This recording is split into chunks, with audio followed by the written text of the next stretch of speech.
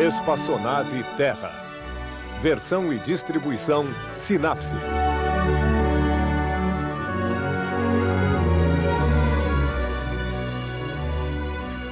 Terra, nossa nave espacial. Bem-vindo a bordo para esta viagem de 1 ano em torno do Sol. Estamos aqui. Chegaremos à estação equinócio, começo da primavera, semana que vem.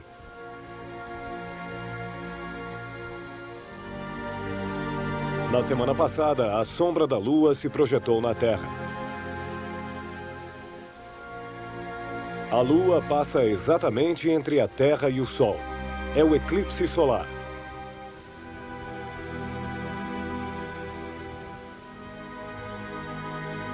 Se a Lua cobre tão bem o Sol, é porque vemos Sol e Lua do mesmo tamanho.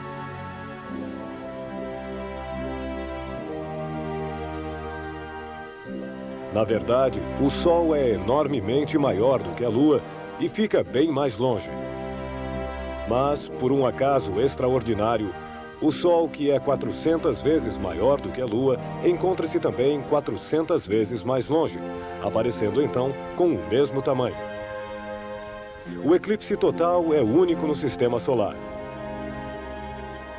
A Lua oculta o Sol com tamanha precisão que só podemos ver este eclipse da Terra. Mas isto nem sempre funciona, pois a órbita da Terra não é um círculo, mas uma elipse. Assim como a órbita da Lua. Pode ser então que no dia do eclipse nós estejamos perto do Sol e ao mesmo tempo a Lua apareça mais cedo e afastada de nós. De certo, a Lua não chega mais a cobrir o Sol completamente e no lugar de um eclipse total, temos um eclipse em forma de anel. Se os marcianos existissem e se interessassem pelos eclipses, ficariam frustrados. Eles têm 2 luas, mas elas são pequenas demais para ocultar o Sol. Os marcianos não possuem eclipse. A princípio, deveria haver um eclipse solar todos os meses, pois a Lua nova atravessa o eixo Terra-Sol todo mês. Mas este não é o caso porque a órbita da Lua é ligeiramente inclinada em relação à órbita da Terra e a sombra da Lua vai passar quer acima, quer por baixo da Terra. Para que a sombra da Lua caia sobre a Terra, é preciso que a Lua esteja exatamente no eixo Terra-Sol. A Lua deve passar no ponto que chamamos de nó, nem muito cedo, nem muito tarde. Semana passada foi o caso e o eclipse total ocorreu.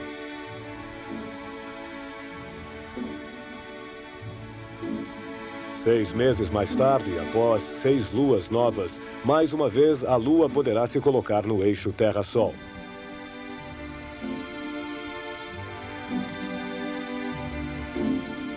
Haverá um eclipse, mas será apenas um eclipse parcial, pois a Lua chegará 1 ano atrasada.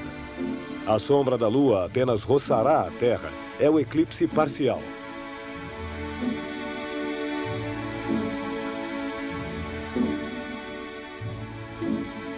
Um belo eclipse total vai acontecer na Europa dia 11 de agosto de 1999, uma quarta-feira, na hora do almoço. Um eclipse total atravessará a Europa. Se você ficar impaciente, poderá ver um eclipse em 1998, só que nas Antilhas.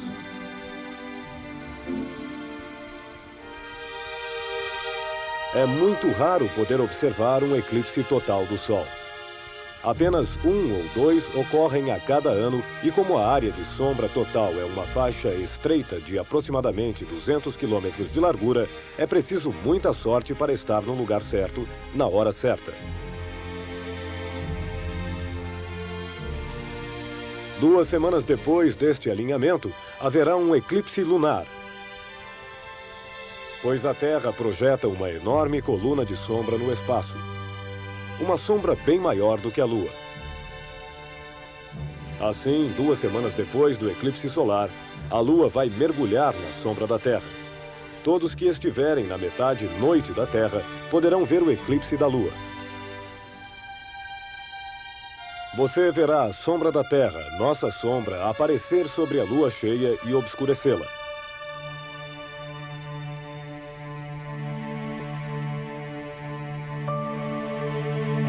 Lua aparece todas as noites a 2 palmos de largura, mais à esquerda que a anterior. Você pode então, de um dia para o outro, imaginar o movimento bem lento da Lua em seu percurso em torno da Terra. Esta semana, excepcionalmente, você poderá ver o movimento da Lua diretamente. A Lua estava perto de Aldebaran. Aldebaran é uma estrela distante, mas esta noite ela nos serviu de referência para vermos o movimento da Lua. O crescente de Lua parece se aproximar cada vez mais desta estrela.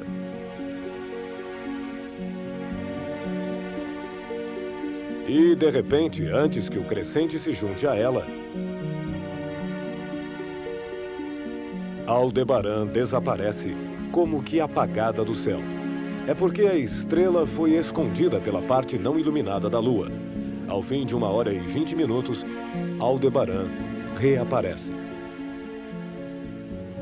Se a observarmos com binóculos, é como se uma pequena bola luminosa fugisse lentamente da Lua.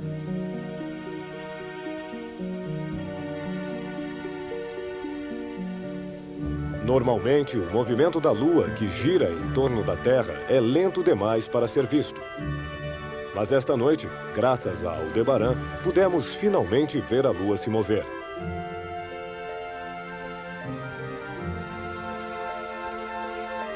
A órbita da Lua é ligeiramente inclinada, enquanto os planetas circulam em torno do Sol mais ou menos no mesmo plano que a Terra, exceto Plutão.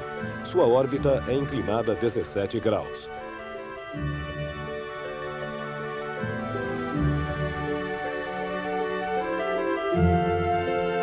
Hale-Bopp, um novo cometa que se aproxima de nós, tem uma órbita excepcional. Passa num ângulo direito acima do plano dos planetas.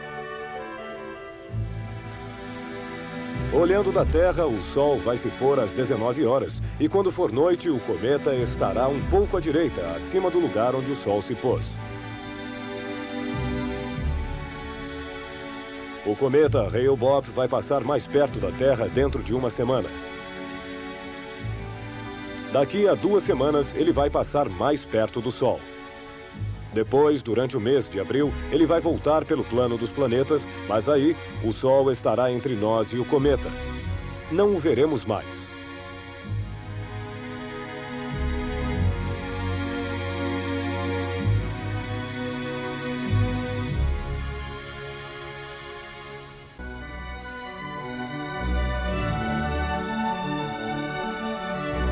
Até o próximo programa. Boa viagem. Todos em órbita.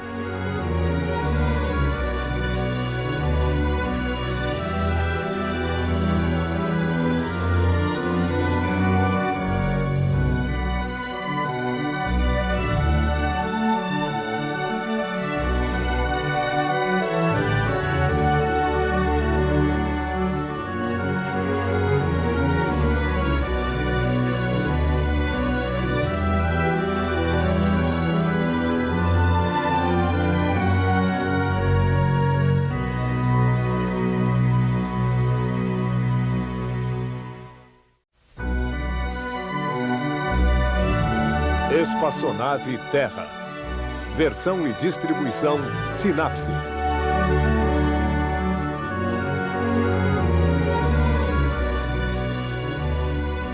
Terra, nossa nave espacial. Bem-vindo a bordo para esta viagem de 1 ano em torno do Sol. Esta semana ocorre o equinócio, o início da primavera. Nós sentimos nossa viagem em torno do Sol graças às estações: verão, outono, inverno, primavera e, de novo, verão. Como seu eixo é inclinado, a Terra se apresenta ao Sol sob ângulos diferentes. Quando a Terra está aqui, o Sol, ao meio-dia, está à vertical do hemisfério sul. Lá embaixo é o verão, enquanto na maior parte do dia, o hemisfério norte está à sombra, é o inverno. Depois, à medida que a Terra avança em sua órbita, a linha onde o Sol tapa a vertical sobe na direção do Equador. O equinócio é o dia em que o Sol está à vertical do Equador. O norte e o sul aproveitam isso igualmente. No hemisfério norte, a primavera começa. Como a Terra continua sua viagem, a linha onde o Sol tapa a vertical continua subindo na direção norte e lá, nos meses de junho e julho, o hemisfério norte terá girado na direção do Sol e os raios chegarão a nós sob um ângulo mais direto. Será verão e fará calor. Depois, nossa viagem continuará. O Sol descerá de novo na direção do Equador, cruzando-o no equinócio de outono de 23 de setembro, desta vez para retornar sob o Equador. Será inverno. Mas, neste momento, o Sol está sobre o Equador.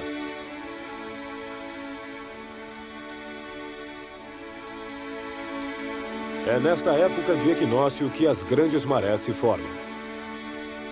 A atração da Lua atrai a água dos oceanos.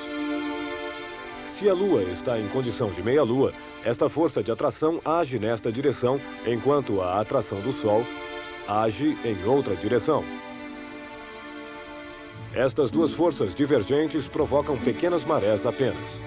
Em compensação, se a Lua está alinhada com o Sol, suas forças de atração se adicionam, se conjugam e provocam marés mais fortes. No dia do equinócio, o Sol, totalmente à vertical em relação ao Equador, vem somar sua força de atração à força centrífuga da Terra e é assim que as grandes marés de equinócio se formam.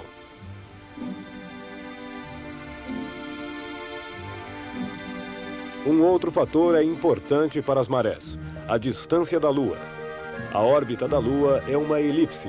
Às vezes a Lua está longe, às vezes está perto. Quanto mais próxima a Lua estiver, mais forte será a maré. Este ano, por exemplo, as marés mais fortes não acontecem no momento do equinócio, mas em fevereiro, pois nesta época a Lua estava próxima à Terra.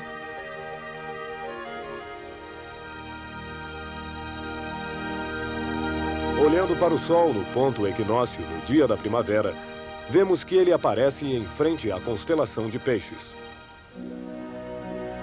O eixo da Terra, há milênios, descreve um círculo e muda um pouco sua inclinação. O Equador, evidentemente, também muda de inclinação bem lentamente. Se o Equador muda de inclinação, o dia do equinócio também mudará, já que o equinócio ocorre quando o Sol está à vertical do Equador. Há 3.000 anos, no dia do equinócio, o Sol ficava na frente da constelação de Peixes. Atualmente, ele se encontra no limite desta constelação. Pouco a pouco, durante os séculos que estão por vir, o Sol, no dia do equinócio, não estará mais em Peixes, e sim em Aquário. Veja por que ouvimos falar sobre o começo da Era de Aquário. Os astrônomos chamam isto a precessão dos equinócios. O deslizamento bem lento do Sol, de Peixes, na direção de Aquário. Quando falamos de Peixes e de Aquário, nos referimos às constelações, os grupos de estrelas, não aos signos astrológicos. Os astrólogos não reajustaram seus signos a este deslizamento do equinócio. Por isso, há milênios, os signos astrológicos estão deslocados em relação às estrelas. Esta semana, dobramos a velocidade de Marte, o planeta vermelho que circula na órbita vizinha exterior. A Terra, em órbita interior, mais rápida do que Marte, o ultrapassa a cada 2 anos. Durante esta manobra de ultrapassagem, deslizamos pouco a pouco entre o Sol e Marte. Sol, Terra e Marte estão alinhados. Marte está em oposição ao Sol. Isso significa que, olhando da Terra no momento em que o Sol se põe a oeste, Marte nasce a leste. À meia-noite, podemos achar Marte um pouco mais amarelo que as estrelas, olhando na direção sul. Quando a Terra se junta ao eixo Marte-Sol, Marte fica em frente ao Sol. Ao meio-dia, o Sol fica a sul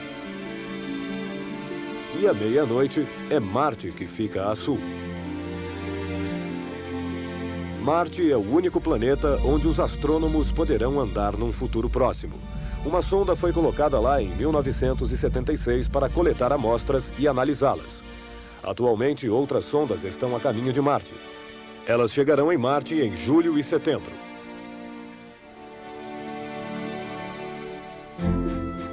Este fim de semana, para localizar Marte entre as estrelas, vai ser fácil. Marte estará bem ao lado da Lua. Enquanto viajamos em torno do Sol, esquecemos que a Terra arrasta consigo uma enorme coluna de sombra de 12.000 quilômetros de largura. No entanto, deveríamos nos lembrar disto, pois toda noite, quando o Sol se põe, entramos nesta sombra para nela passar a noite. Este fim de semana, na noite de domingo para segunda, será lua cheia. E graças a um eclipse lunar, nós podemos ver a sombra da Terra. Ela vai se projetar sobre a Lua e a obscurecerá.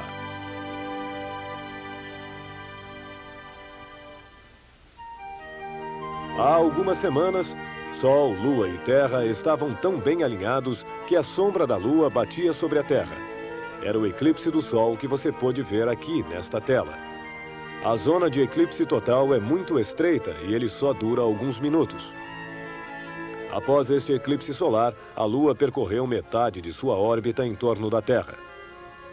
Domingo à noite, a Lua se encontrará exatamente na frente do Sol e mergulhará na sombra da Terra.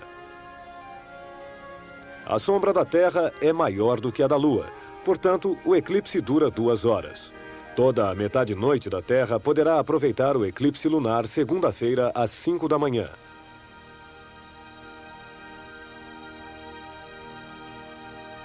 Então, segunda-feira, não esqueça de programar o despertador.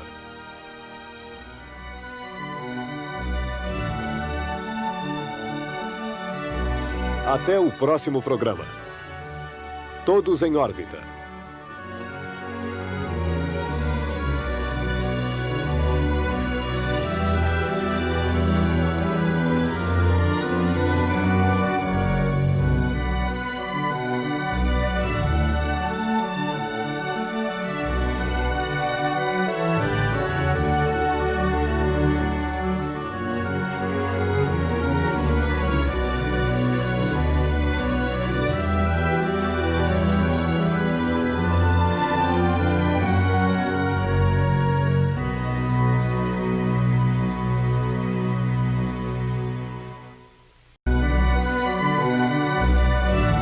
Espaçonave Terra.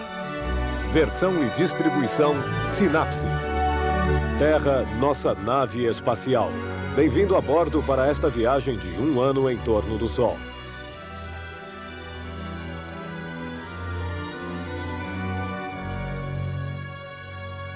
No programa anterior, você viu o eclipse da Lua, do qual já tinha ouvido falar.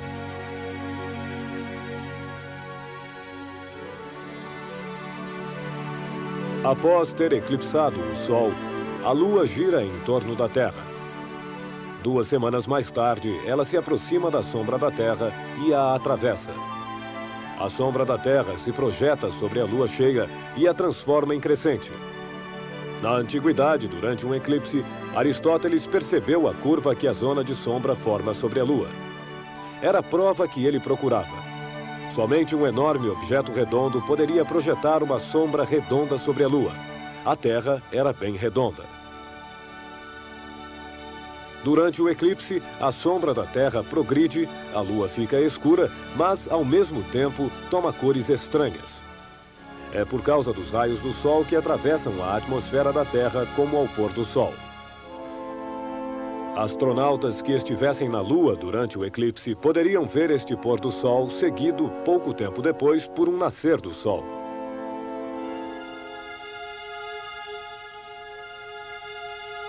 A próxima lua cheia não atravessará a sombra da Terra. A Lua passará um pouco acima. Apenas 2 eclipses de Lua ocorrem por ano. O próximo daqui a 6 meses. 21 de março é o começo da primavera. Às vezes, a primavera começa dia 21 de março e não dia 20. Por que este atraso?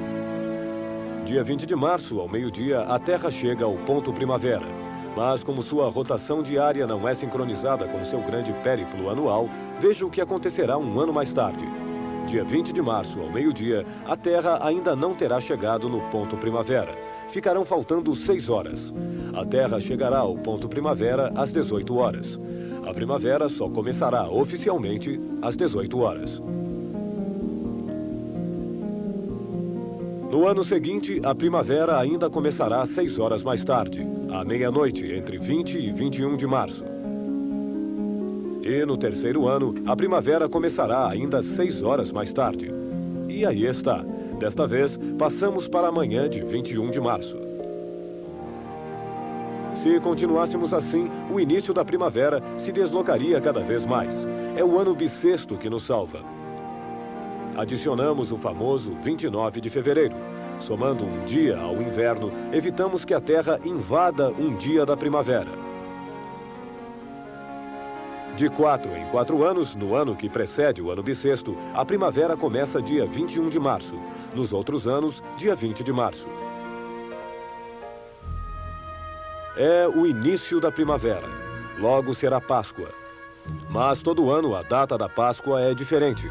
A tradição cristã impôs 3 condições. A Páscoa é festejada após a passagem da linha da primavera, após a primeira lua cheia de primavera e sempre aos domingos. São esses caprichos do par Terra-Lua que determinam a data da Páscoa. Aqui estão os que se aproximam da linha de primavera. A Terra passa na linha. Esta é a primeira condição. Mas a Lua ainda não está totalmente cheia.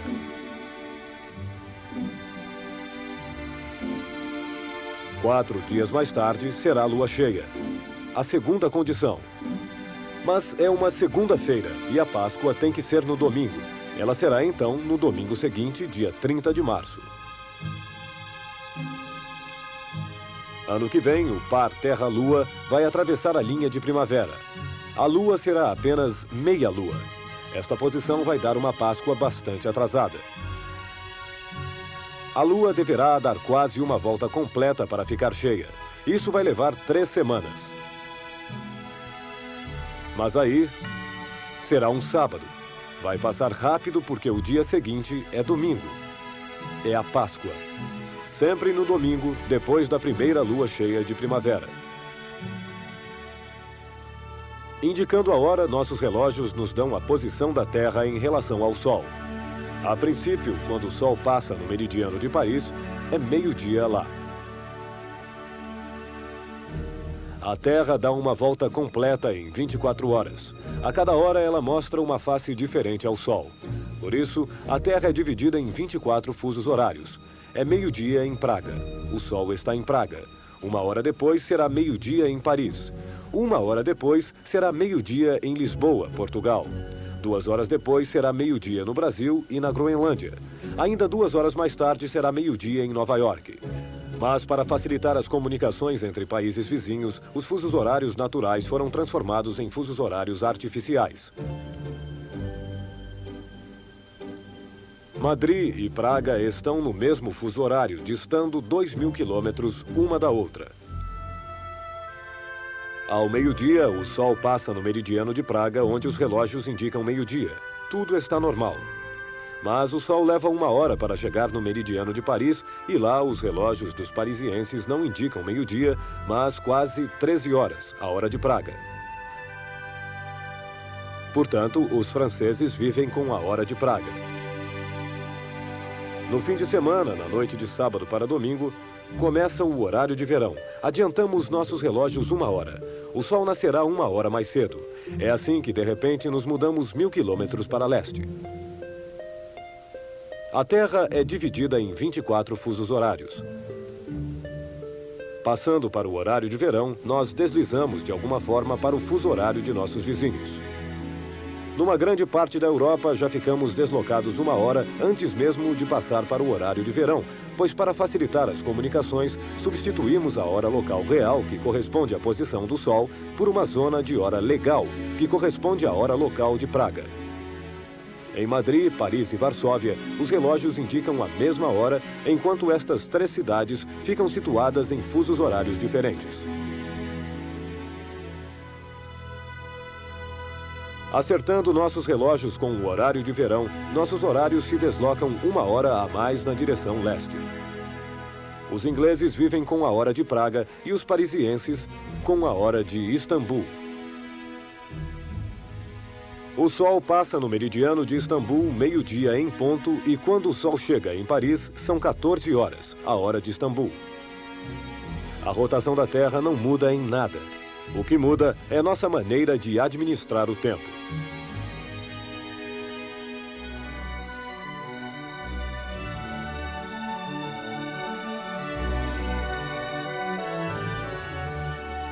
Até o próximo programa. Boa viagem com os cometas. Todos em órbita.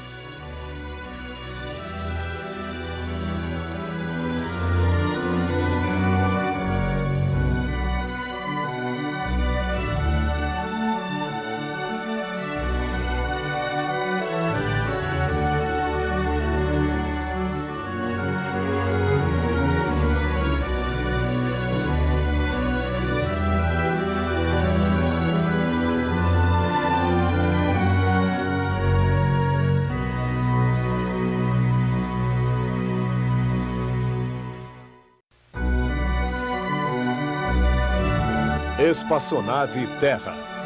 Versão e distribuição Sinapse.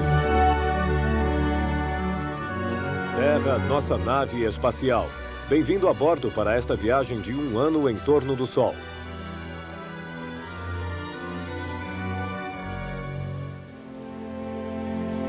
Neste momento, estamos saindo do ponto de primavera e indo para o solstício, o início do verão.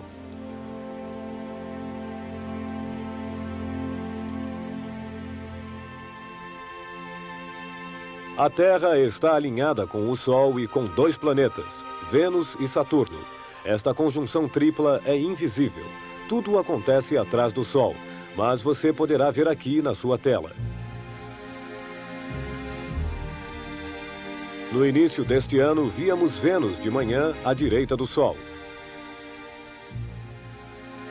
Em 3 meses, Vênus, próximo ao Sol e mais rápido do que nós em sua órbita, fez todo esse trajeto e se esconde atrás do Sol. No começo do ano, a Terra estava aqui e víamos Saturno à noite, à esquerda do Sol. Nesses últimos 3 meses, Saturno quase não se moveu. No entanto, nós percorremos o quarto de nossa órbita e não podemos mais ver Saturno, que está em alinhamento atrás do Sol. Ele atravessa o céu escondido pelo Sol. Veja como o balé planetário nos leva à conjunção tripla. Vênus nos ultrapassou. Saturno andou apenas um pequeno caminho, mas como ao mesmo tempo a Terra se deslocou, todo mundo se encontra alinhado. Saturno, Vênus, o Sol e a Terra. A luz do Sol leva apenas 8 minutos para chegar a nós. O Sol e os planetas estão bem perto de nós. São a nossa vizinhança. Com as estrelas é uma outra história. Tomemos como exemplo Órion, uma das grandes constelações visíveis, apesar da poluição luminosa das cidades, que faz a maior parte das estrelas desaparecer. Órion é composta por 8 estrelas principais. Vamos imaginar que não estamos vendo Órion da Terra, mas de um outro lugar do universo. Lá, vemos que essas 8 estrelas se encontram com distâncias bem diferentes. A luz que chega dessas estrelas a nós hoje partiu de lá há séculos diferentes, mostrando-nos estrelas do tempo de nossos avós. Estrelas do tempo de Charlemagne. São imagens de séculos diferentes que se sobrepõem e que formam a imagem de Órion. As estrelas e as galáxias muito distantes são vistas em defasagem, em imagens deslocadas no tempo, enquanto nosso sistema solar é visto agora, no tempo atual.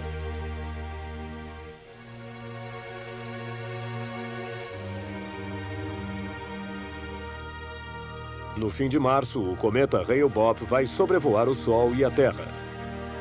Talvez ele já tenha passado perto de nós há 3.000 anos. Ou talvez este seja um novo cometa que vai nos visitar pela primeira vez. Falamos sobre ele em fevereiro sem saber se ele estaria tão brilhante quanto esperávamos. Os cometas são menos confiáveis do que nossos vizinhos, os planetas, os quais nós sabemos exatamente onde estão hoje e onde estarão no futuro. Os planetas circulam em órbitas em forma de elipse, que são quase círculos. Os cometas também giram em torno do Sol, mas em órbitas excêntricas, em forma de elipses alongadas.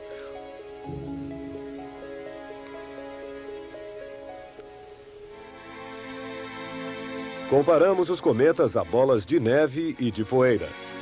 Aproximando-se do Sol, eles se reaquecem e eliminam enormes quantidades de gás e de poeira. Iluminados pelo Sol, estas matérias eliminadas formam a cauda do cometa, que se estica no céu sempre do lado oposto ao Sol. Mas é difícil predizer a quantidade de gás que o cometa vai eliminar, assim como se ele vai estar mais ou menos visível. O cometa Hale-Bopp vai sobrevoar o Sol em 1997. Ele vai se afastar tanto que vai levar aproximadamente 3.000 anos antes de voltar a passar perto do Sol.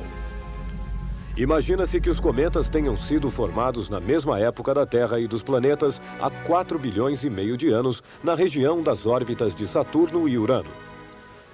Os cometas são bolas de neve e de poeiras, as quais não estariam coladas nem nos planetas, nem, por exemplo, nos anéis de Saturno. Depois, os planetas gigantes Júpiter e Saturno teriam provocado perturbações, e essas bolas de neve suja teriam sido eliminadas aos limites do Sistema Solar na direção de uma bolha distante, chamada a Nuvem de Oort, que contém bilhões de núcleos de cometas. Aqui, estamos tão distantes do Sol que sua força de atração quase não age. Basta um impulso fraco para enviar de volta essas bolas na direção do interior do Sistema Solar. Após uma viagem de alguns milênios, veja um novo cometa que se ilumina em sua passagem perto do Sol e que durante os próximos milênios vai retornar na direção da periferia do Sistema Solar. Mas às vezes um cometa é capturado por um planeta gigante como Júpiter e aí é o fim do cometa.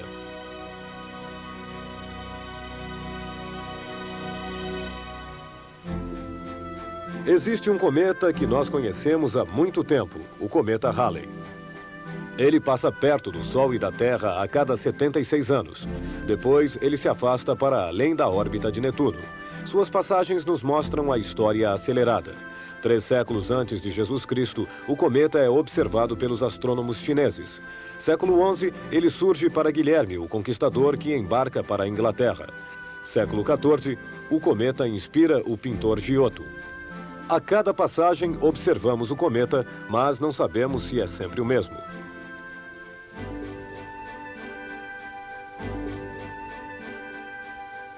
No século XVII, o astrônomo Edmund Halley calculou sua próxima aparição, 76 anos mais tarde. Infelizmente, ele já não estava mais lá para ver. Mas quando o cometa reapareceu, seus alunos lembraram e lhe deram o nome de Halley. Desde então, o cometa só deu 4 voltas. Isto nos dá a medida de nosso sistema solar. Os 76 anos que Halley leva para percorrer sua órbita é mais ou menos nossa média de vida. Os mais jovens verão o cometa Halley passar novamente em 2062. Mas, atenção, outros cometas não vão passar tão longe. Eles vão até cruzar a órbita da Terra.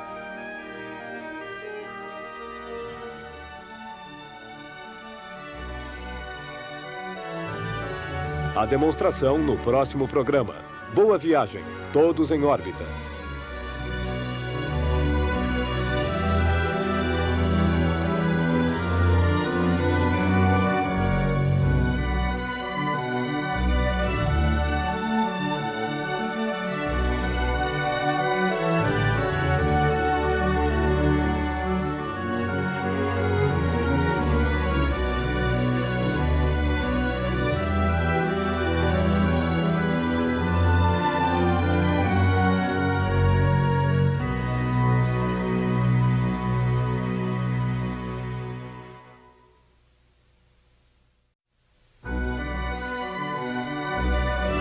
Espaçonave Terra. Versão e distribuição Sinapse. Terra, nossa nave espacial. Bem-vindo a bordo para essa viagem de 1 ano em torno do Sol.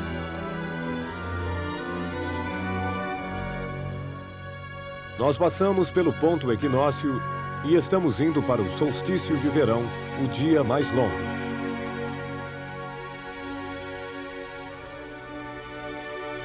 Os raios de sol chegam a nós com um ângulo cada vez mais à direita, fazendo calor cada vez mais.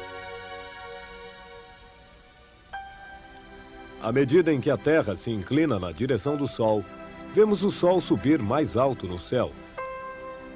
Sua trajetória fica mais longa. Os dias também. Se sua janela dá para o leste, tome um ponto de referência de manhã. Você verá que todos os dias o Sol nasce um pouco mais à esquerda. E a oeste, toda noite o Sol se porá um pouco mais à direita.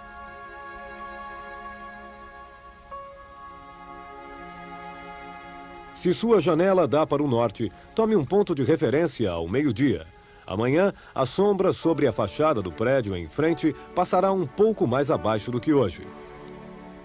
Na direção sul, tome o sol como referência.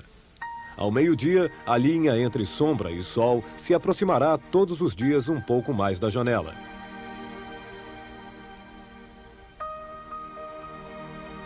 Todas essas pequenas coisas nos mostram o grande movimento da Terra que se inclina todo dia um pouco mais na direção do Sol. É ainda a semana do cometa Hale-Bopp. Sua trajetória é em ângulo direito em relação ao plano dos planetas. Ele circula, portanto, bem acima do Sol. Olhando da Terra, veja o que acontece. Após o pôr do Sol, o cometa se encontra acima do lugar onde o Sol se pôs, mais ou menos na mesma altura do crescente da Lua.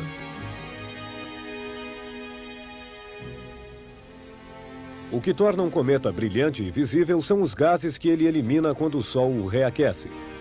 Assim, os cometas podem nos servir de termômetros voadores que nos permitem ver onde faz calor e onde faz frio em nosso sistema solar. Enquanto um cometa está tão longe quanto Saturno, seu núcleo fica gelado. Nada de cauda, nada de cabeleira. Em Saturno, faz menos 200 graus centígrados. O cometa se aproxima de Júpiter, nada de cabeleira ainda. Em Júpiter, faz menos 170 graus centígrados.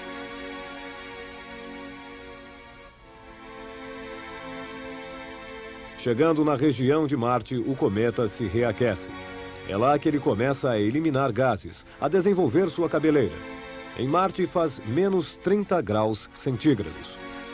É se aproximando mais do Sol e da Terra que o cometa desenvolve sua cabeleira totalmente. A Terra é o único lugar no sistema solar onde a temperatura é tolerante, 17 graus centígrados em média. Depois que o cometa se afasta, seu núcleo gela de novo e sua cabeleira desaparece. Não o vemos mais. Terra, o único lugar bem temperado do sistema solar, o único planeta onde existe água, o único lugar que permite a vida.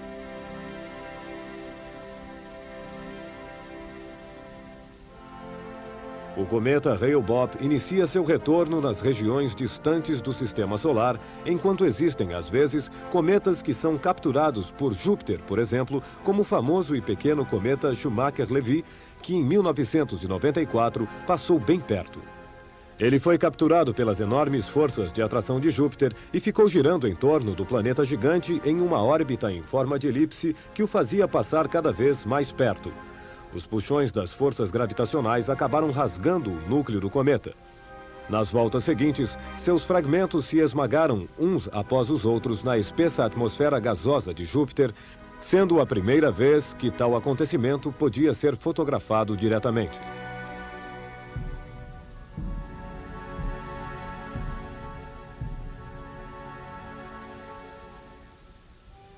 O cometa Swift-Tuttle volta mais ou menos a cada 30 anos.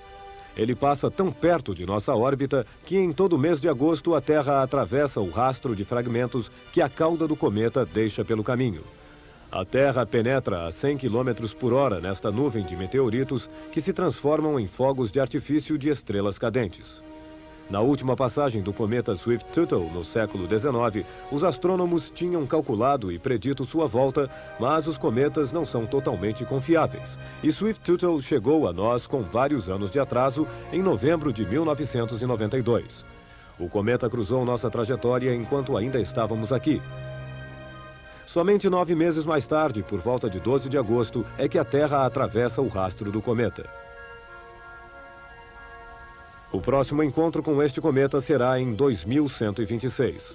Mas atenção, isto está previsto para o dia 14 de agosto. A Terra já estará bem perto e passará nesta espécie de cruzamento como em todo o ano, dia 12 de agosto. Se o cometa só chegar dia 14, tudo bem. Teremos passado antes do cometa. Mas se ele vier 2 ou 3 dias antes, seus tataranetos terão um encontro bem perigoso.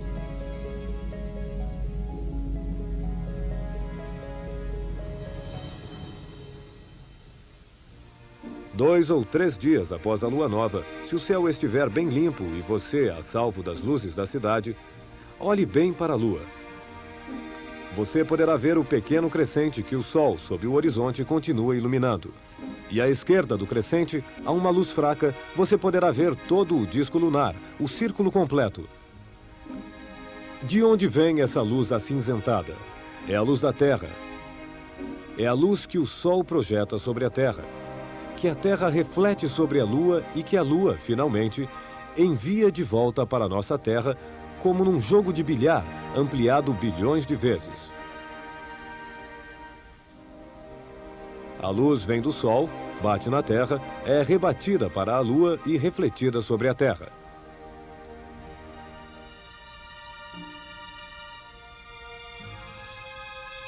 O momento em que se vê melhor a luz da Terra é sempre na terceira, quarta e quinta noites após a lua nova.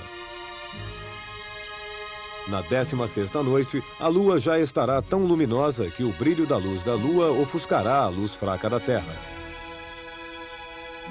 A lua, em sua viagem em torno da Terra, vai deixar o setor onde a Terra reflete o máximo de luz no espaço. A luz da Terra vai pouco a pouco se apagar para reaparecer daqui a um mês.